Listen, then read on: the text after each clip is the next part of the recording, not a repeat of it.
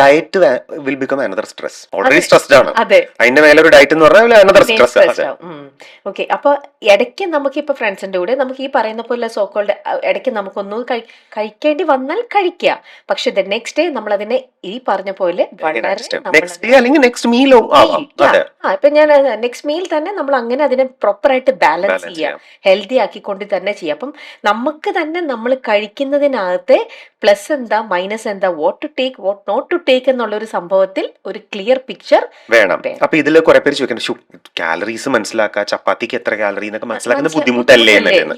ഞാൻ പറയുന്നത് ബുദ്ധിമുട്ടല്ല. ആക്ച്വലി ഞാൻ എപ്പോഴും പറയുന്ന ഒരു example, you drive a car അല്ലേ, are you an automobile engineer? You are not, you don't know how that engine works. എന്നാലും ആ കാറിനെ വൃത്തിയായിട്ട് സേഫ് ആയിട്ട് ഡ്രൈവ് ചെയ്യാൻ റിമിക്ക് പറ്റും. You don't need to study automobile engineering for that, right? അതേപോലെ for you to understand and learn become healthy, you don't need dietetics, you don't need nutrition science, you just need basic understanding.